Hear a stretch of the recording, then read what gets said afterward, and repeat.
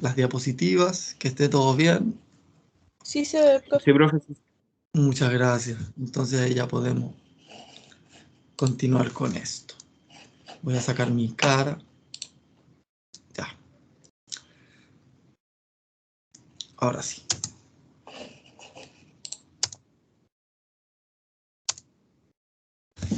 Bueno, vamos a revisar algunos distintos casos de estudio. ¿Cierto? Estuvimos viendo las principales órdenes de insectos la clase anterior.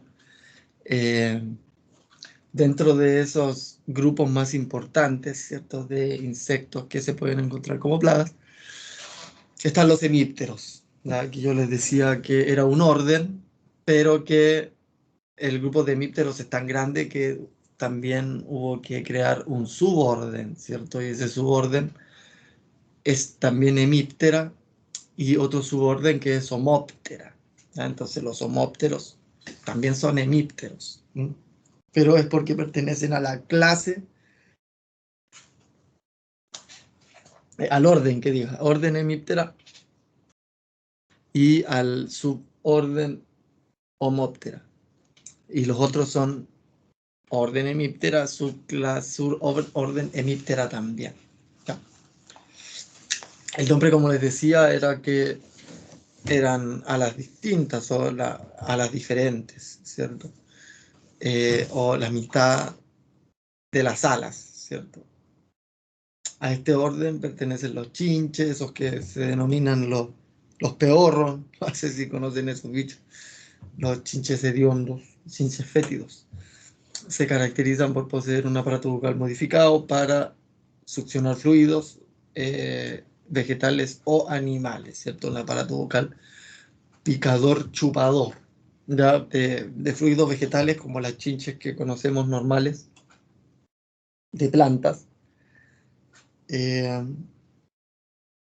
Y también hay de animales como las vinchucas, ¿cierto? No sé si ustedes conocen ese tipo de bicho que también es una hemíptera que se parece mucho a un chinche, pero su aparato picador chupador está especializado para atravesar piel de animales y poder succionar la sangre, o sea, son hematófagos, ¿ya?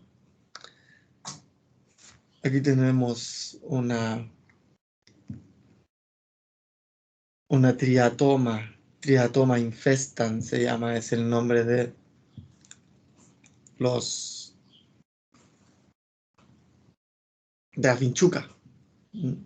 Y ustedes saben que, ¿por qué es peligrosa la vinchuca? ¿Alguien conoce la historia de las vinchucas? Resulta que las vinchucas, cuando pican, a medida que están succionando sangre, comienzan a liberar el exceso de plasma que hay en la sangre y que ellas no requieren, ¿cierto? De alguna forma es muy parecido a lo que ocurre con, con los, con los hemípteros que son fitófagos, ¿ya? Los hemípteros fitófagos, recuerden que toman savia, pero la savia es muy rica en azúcar y ellos requieren las proteínas. Entonces, el exceso de azúcar, ellos lo excretan en lo que conocemos como mielecilla, ¿ya? Y el problema de la mielecilla, habíamos hablado, es que atrae a hongos u otros organismos que andan buscando azúcar y eso puede generar, ¿cierto?, en una plaga secundaria, ¿cierto?, en una consecuencia, ¿cierto?, una plaga consecuente, que puede ser peor que la misma plaga primaria. En el caso de los chinches que atacan animales, ocurre algo parecido, ¿ya? Ellos comienzan a succionar sangre, pero la sangre contiene mucho plasma, ¿cierto? Ustedes saben que hay células como como los glóbulos rojos, ¿cierto? ¿Alguien sabe cómo se llama el pigmento de los glóbulos rojos? ¿Hemoglobina? La hemoglobina, exacto. Y también hay glóbulos blancos, ¿cierto? También algunas plaquetas por ahí dando vuelta. Y el resto es plasma, ya que ese es como donde está todo disuelto. Entonces, estos organismos, a medida que están consumiendo sangre, comienzan a liberar el plasma. Entonces, excretan a la vez que están succionando sangre. El problema es que estos organismos tienen en su estómago unos protozoos que son simbiontes. Ya estos protozoos le ayudan al Triatoma infestans a digerir justamente la sangre. ¿Ya? Este protozoo se llama Trypanosoma cruzi. ¿Ya? Eh, ¿Qué pasa? El protozoo queda en la excreción de plasma del Triatoma infestans. Entonces, cuando el animal, ¿cierto?, se da cuenta que lo están picando, el animal se rasca. Y al rascarse, lo que hace es poner en contacto, ¿cierto?, la herida de la picadura con estos protozoos. ¿Ya? Entonces, estos protozoos, la Trypanosoma cruzi, ingresa al torrente sanguíneo del animal y lo infecta completamente. ¿Ya? Y como ustedes, como les expliqué recién, es un protozoo que está eh, especializado, ¿cierto?, en procesar sangre. Entonces comienza una respuesta, ¿cierto?, alérgica del animal que se tarda 20 años en manifestarse. Y eso es lo que se conoce como el mal de Chagas.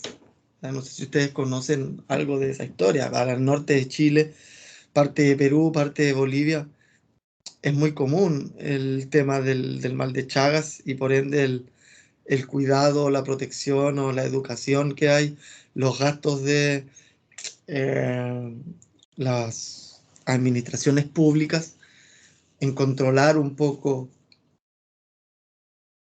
la proliferación de Triatoma infestans. ¿Ya? Es porque es un problema de salud eh, humana muy importante. ¿Mm? El mal del Chagas es un tema grave en el norte de Chile, se ha controlado cada vez más, pero en general estos triatomas pueden alimentarse también de ganado, de, de aves de corral. Entonces, en entornos rurales del norte es muy común encontrarse con este bicho. Oiga, profe, una consulta. Ujú. ¿Esa enfermedad es la que se acumulan organismos de esa especie en el sistema circulatorio? Como que Sí, después. pues, Ese es, se empieza, ¿cierto? se empieza a acumular Trypanosoma cruzi en toda la sangre. Este organismo se prolifera eh, y comienza a haber varios problemas después sistemáticos. Eh, Empieza como a haber colapsos de ciertos órganos y eso te lleva después a otro colapso y así, ¿cierto? Entonces lo que se llama un daño multisistémico. Pero como les digo, cuando uno se da cuenta ya es tarde. Ese es el problema del mal de Chagas, ¿cierto? A usted le picó un triatoma a los 8 años y recién a los 28 30 años se va a dar cuenta que está recontra enfermo de un montón de cosas. Y cuando va al médico, ahí recién le van a encontrar, ¿cierto?, que la sangre se encuentra infectada por este protozoo. Es una cosa bien interesante desde el punto de vista ecológico, ¿cierto?, desde el punto de vista evolutivo, pero es una cosa terrible desde el punto de vista de la salud pública, ¿cierto? Entonces, hay gastos importantes municipales en el control y en la educación, ¿cierto?, de la población para la detección de este bichito.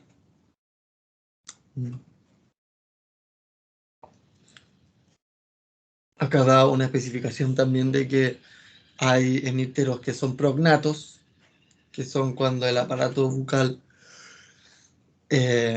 crece la parte de adelante, ¿cierto? De su cabeza. Y hipognato es cuando está un poquito más abajo, nada más que detrás, es en realidad un poquito más abajo. Y así tienen distintas formas, ¿cierto? Recuerden ustedes el labio, el labrum, que es el que empieza a modificarse con la maxila, ¿cierto? Entonces, esos dos órganos pueden ir tomando distintas formas evolutivamente hablando en los insectos, permitiendo entonces tener toda esa amplitud de formas y de funciones, ¿cierto? Entonces, así como veíamos que las lepidópteras formaban prácticamente una bombilla con estos maxilas y labrum, el labio, ¿cierto? Modificados. Estos hemípteros producen estos estiletes que se llaman, que son lo suficientemente duros como para pinchar, ¿cierto? Y también son con forma de bombilla para poder luego succionar. Y como les decía, también no solo están las triatomas como hemípteros hematófagos, sino también los famosos chinches de cama, ¿cierto? No sé si ustedes los han visto alguna vez. Yo vi dos una vez en mi vida muertos, porque me los mostró una señora que trabajaba, bueno, ella era dueña de una casa de residencial, ¿cierto? Estas residenciales.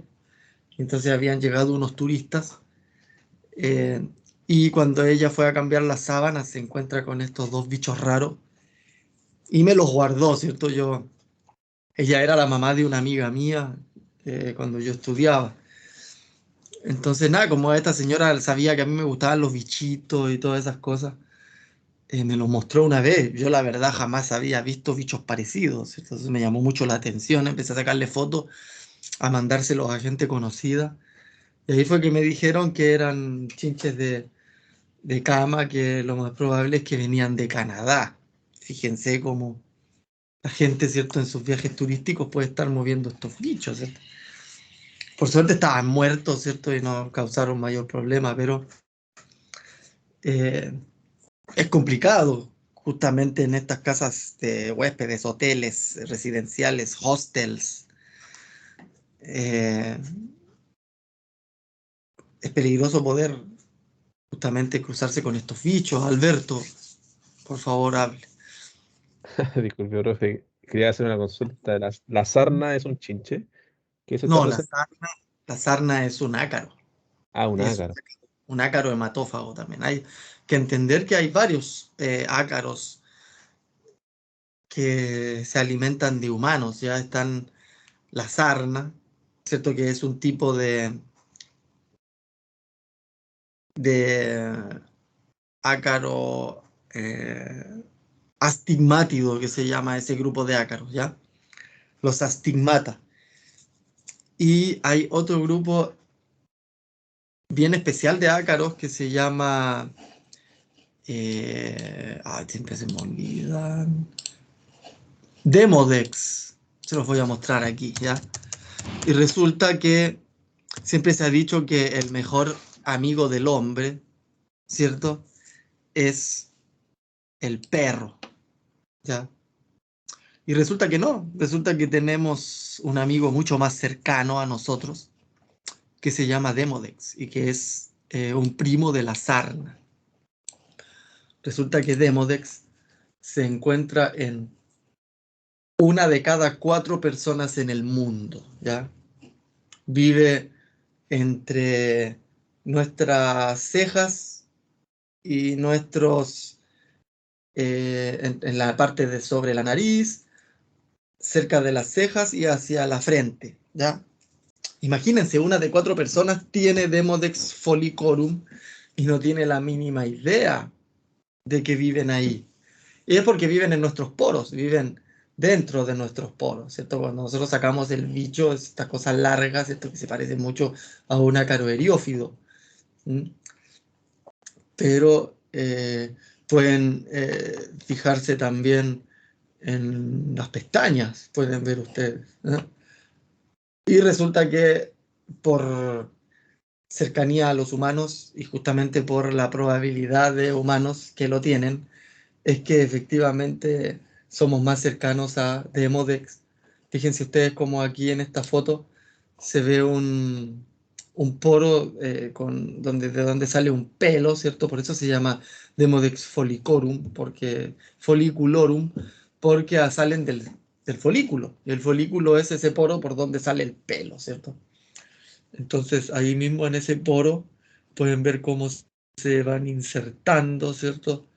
Estos ácaros y pueden generar problemas, ¿cierto? A veces generan problemas y otras veces no. Busquemos la famosa sarna. ¿Ya? Ya está, la sarda demodésica o demodicosis canina, ¿cierto? Es, como les decía, grupos de Demodex.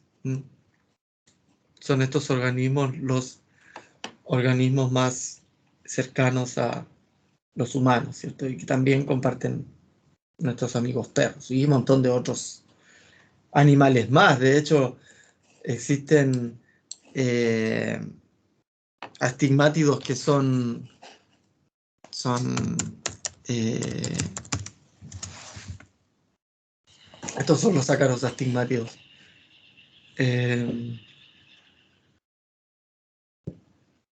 Que son parásitos de otros insectos. ¿Ya? Ustedes se preguntarán, por ejemplo, fíjense aquí cómo hay ácaros astigmátidos encima de un insecto. ¿Ya? La famosa, esta plaga que ataca a las abejas, ¿les suena a ustedes? ¿Alguien la conoce?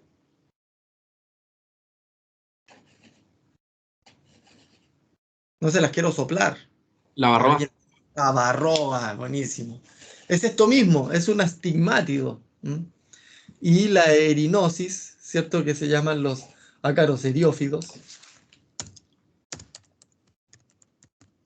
También son, no les estoy mintiendo, los eriófidos no son astigmátidos, los eriófidos son mesostigmátidos. ¿Ya? Casi que me mando una macana académica. Menos mal que me di cuenta antes, si no queda grabado y después, oye, el profe que chanta, ¿cierto? No. Menos mal que me di cuenta. No, estos se parecen, ¿ya? Pero son prostigmátidos, ¿ya? Pero la erinosis es un problema de ácaros que es muy común, ¿cierto? Que se da porque hay muchas agallas o deformaciones que son la respuesta, ¿cierto?, de la planta al ataque de estos ácaros. Pero pueden ver ustedes que la forma es muy parecida a los Demodex, ¿ya? Pero los ebiófidos atacan a las plantas, ¿ya? Cuando a usted le muestren la erinosis en vides, que es lo más común, ¿cierto? Van a ver una hoja deforme, ¿cierto? Esto es lo que se ve, ¿ya? Pero en realidad, si ustedes dan vuelta a la hoja, por abajo va a tener colonias de eriófidos. Y estos son ácaros fitófagos, ¿ya? Así que Creo que se efectivamente... apagó la pantalla. No sé si es algo mío, ¿no? Sí se ve. Sí. Sí se ve. Estaba Ya. viendo las imágenes de Google, se veían. Sí, ahora lo saqué, pero recién les estaba mostrando. Ya, buenísimo, entonces que se vio. Y si no se le vio a Catalina, no sé, tal vez puede ser porque la conexión a internet puede estar media lenta, que a veces pasa eso de que uno cambia las diapositivas o algo y se tarda un poco en que cambie, es por el tema de internet. Pero igual va a quedar en la grabación, Catalina, así que no te compliques. Ya, disculpen, gracias. Sí, no te preocupes. Así que esto es parecido, como les decía, son organismos que evolucionaron buscando, ¿cierto?, la mejor fuente alimenticia. Unos evolucionaron siendo hematófagos, otros evolucionaron siendo fitófagos, consumiendo savia, ¿cierto? Pero en general son las mismas modificaciones evolutivas, ¿ya? Y en ese sentido, muy buena la pregunta que hizo el compañero en el sentido de los ácaros, porque se da esto mismo, ¿cierto? Esta misma dicotomía de que pueden utilizar sus mismas modificaciones evolutivas, tanto como para alimentarse de sangre, ¿cierto? En el caso de eh, las garrapatas, ¿cierto? O alimentarse de savia, como todos esos que nombramos, ¿cierto? La arañita bimaculada, la arañita roja de los cítricos, la arañita europea, la arañita roja de la vid, ¿cierto? Y los eriófidos, ¿cierto? Todos esos que les nombré son prostigmátidos, ¿ya? Ácaros prostigmátidos. Y también están estos ácaros demodex, que si bien no se alimentan de sangre, se alimentan, ¿cierto?, del sebo que todos liberamos en nuestros poros, específicamente los poros que están relacionados a los pelos, ¿cierto? Fíjense que, por ejemplo, cuando hay cambios hormonales o alimenticios, nuestros folículos comienzan a producir más sebo, ¿ya? Y en cierta etapa de nuestras vidas, ¿cierto? Cuando tenemos las hormonas vueltas locas, y eso también se suma a algunos desórdenes alimenticios propios de los cambios de hábitos que tenemos en la adolescencia, ¿cierto? Y empezamos a tener acné, ¿cierto? Yo me acuerdo que a mí me afectaba un montón el acné en esta parte donde después me creció barba, ¿cierto? Bueno, uno que otro pelo que me sale, ¿cierto? Porque más que barba, ¿no? Uno que otro pelo. Pero me acuerdo que en mi adolescencia tenía muchas espinillas en esta zona. Y después entendí que era esta misma dinámica, ¿cierto? Que es producción de sebo en los folículos y que eh, existen bacterias, ¿cierto? Que se pueden alimentar de ese sebo y por ende surge lo que nosotros conocemos como espinillas, ¿cierto? Al final son estas mismas relaciones, ¿cierto? De organismos que están aprovechando nichos ecológicos. En ese sentido, un adolescente es, la cara de un adolescente es un nuevo nicho, ¿ya? Y cualquier bacteria que pueda estar dispuesta a alimentarse de ese sebo va a formar una nueva espinilla, ¿ya? Entonces eso va muy de la mano con lo que estamos conversando, ¿cierto? Que tiene que ver, por un lado, ¿cierto? Con las capacidades evolutivas genéticas del organismo, pero con, por otro lado, ¿cierto? Las posibilidades que está otorgando el medio, ¿no? Luego, ¿cierto? Se pasa a la adolescencia, las hormonas se regulan, ¿cierto? La producción de sebo también cambia y cambia por ende la respuesta, o sea, al cambiar el medio, va a cambiar entonces la respuesta de estos organismos y resulta que después, si bien puede que aparezca una que otra espinilla por ahí, no es un brote de acné tan importante como ocurre en la adolescencia, ¿cierto? Entonces, nosotros tenemos esta producción de sebo y tenemos estas bacterias siempre disponibles, ¿cierto? Pero van a haber momentos en los cuales se va a generar la enfermedad, que es lo que conocemos como acné, y momentos en que no. Esto ocurre exactamente igual con las plantas, ¿cierto? Las plantas van a tener momentos en el que van a ser más susceptibles, momentos en que van a ofrecer una calidad de sustrato distinto al organismo plaga. Entonces la plaga se va a ver más o menos favorecida, ¿cierto? Para tener su actividad, por lo tanto, va a generar o no, ¿cierto? El problema de daño económico. Al final, lo que estamos observando siempre va a ser una relación interespecífica que va a estar mediada por el medio, por el entorno. Entonces, la enfermedad, el problema de plaga o el daño económico va a tener que ver con esta relación de tres aspectos, ¿cierto? De la susceptibilidad, del ambiente y de la posibilidad que tenga la plaga o el patógeno.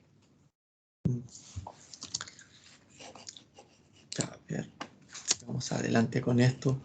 Y entonces ahí tenemos distintas formas en las cuales puede ir evolucionando hemíptera, ¿cierto? Vamos a tener estos distintos tipos de hemípteros, ¿ya? Algunos son más vistosos que otros, ¿cierto? Pero en general varios chinches y distintas formas de los chinches vamos a poder observar. Porque también tienen sus diferencias morfológicas que las van a permitir diferenciar, y esos son los que nosotros conocemos o llamamos caracteres diagnósticos, ¿ya?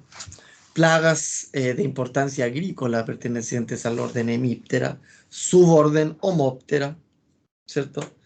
La mosquita blanca, ¿ya? La Trialeurodes, especie Trialeurodes, cuando se dice Trialeurodes sp, se habla de una especie de Trialeurodes.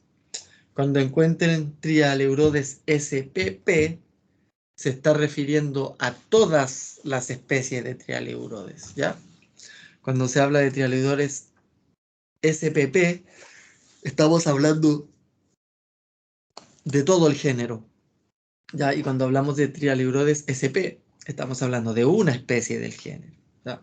La más famosa o más común en Chile es la Trialeurodes vaporiarorum, ¿cierto? Que es la que conocemos como mosquita blanca. Tengo que ir a recuperar mis libros, ¿sabes? Se los presté la otra vez, como les contaba, a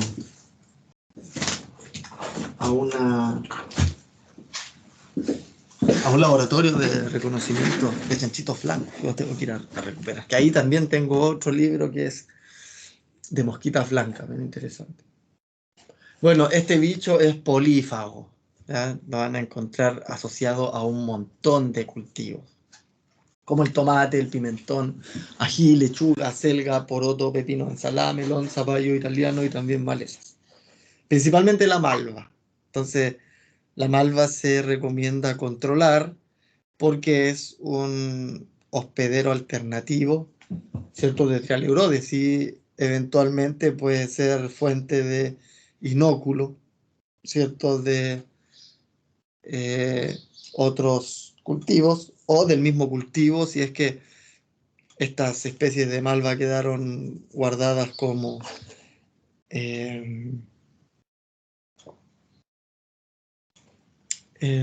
quedaron de una temporada a otra, ¿cierto? De esa forma, entonces ambos cultivos o ambas temporadas se va a ver atacada. Se Profe, utiliza mucho la malla antiáfidos, dígame. dada lo que había dicho de SP, ¿no sería SPP? ¿No afectaría como al género de la malva completa o alguna específica? No, pero es que hay varias especies de malva, pero yo supongo que no todas deben ser igual de interesantes para mosquitas blancas, entonces por algo se refiere a una especie o a algunas especies en específicas de malva. Y en el caso del ñilhue, ahí es una especie directamente, ¿cierto? Que es Sonchus oleraceus. Yo tengo entendido que los Sonchus son especies nativas, ¿ah? Pero especies silvestres que se transforman en maleza, o las consideran maleza. Igual estuvimos conversando eso de el término tiene que ver más con aspectos antropogénicos, ¿cierto? Que con aspectos biológicos. Catalina. Sí, disculpe la pregunta, es que me llama la atención también de cuando ponen el SP, lo siento, no es mejor, bueno, si SP se refiere a una especie, no, ¿por qué no poner la especie y ponen SP? Sí, porque muchas veces no se logra determinar, ¿cierto? Es lo que se denomina unidad taxonómica reconocible o máxima unidad taxonómica reconocible. Entonces, para esos casos se entiende que es una especie y no se puede asegurar que sean todas las especies, ¿cierto? Entonces, para ese caso en el que no se logra reconocer la especie, pero se entiende que tampoco son todas las especies, es por una cosa de purismo, ¿cierto? Como evitar el daño mayor, ¿cierto? Porque si pusiéramos todas las especies y resulta que una, justamente una, no cumple con el dato, entonces está mal poner SPP. La única forma de poner SPP es cuando efectivamente uno se refiere a todo el género por completo. Ah, ya, gracias. Si es para que lo vean igual cada vez, cuando vean las dos cosas, esa es la diferencia, ¿cierto? Porque lo van a ver de ambas formas, ¿cierto? Entonces, ahí para que ustedes sepan a qué se refiere, ¿cierto? Entonces, a esta mosquita, como les digo, es común, le llaman también, hay otra que es la mosquita blanca del tabaco, ¿cierto? La mosquita algodonosa de los cítricos, ¿cierto? Todas esas son eh, distintos, no son incluso hasta distintos géneros, ¿ya? Pero del mismo grupo. Eh, Se controlan con mallas antiáfidos, ¿cierto? En general se encuentra casi en todo Chile, ¿cierto? Dice de la primera a la 10ª región, e incluso hasta en la isla de Pascua. Incluso se puede hablar de que es una plaga clave en el cultivo del tomate y otras hortalizas. Ya acá en la zona de Villa Prat, por ejemplo, es plaga típica de ají. También la tratan de controlar mucho porque además es vector de virus. Ustedes saben, ese es el problema de los organismos picadores chupadores, ¿cierto? De que cuando pican eh, pueden tener en su saliva, ¿cierto? Eh, Virus y los transmiten, porque estos organismos cuando pican no solo chupan, sino también inyectan algún tipo de anticoagulante o algún tipo de lubricante, ¿cierto? Y al inyectar van inoculando células de estos organismos que pueden proliferar y generar otro tipo de enfermedad peor, ¿cierto? En el caso del ají, en la zona de Villapra, a la virosis le llaman aquintralado. No sé si ustedes han escuchado ese término en el campo. Cuando lo escuchen en el campo y los viejitos le digan, bueno, el agricultor, ¿cierto? Agricultora les diga, esta planta tiene quintral. ¿Ya? No es que la planta tenga Trichterix tetrandricus, ¿cierto? Que es lo que nosotros conocemos por quintral, ¿cierto? Como una planta parásita, sino que se están refiriendo a que la planta tiene virosis, ya porque una planta cuando está aperejilada, una planta cuando está con enanismo, una planta cuando está con mosaico, con moteado, al tiro los productores lo reconocen, esta planta tiene quintral, esta planta está aquintralada. Ese es el término eh, de campo que utilizan, ¿cierto? Pero lo correcto es decir que tiene virosis, ¿ya?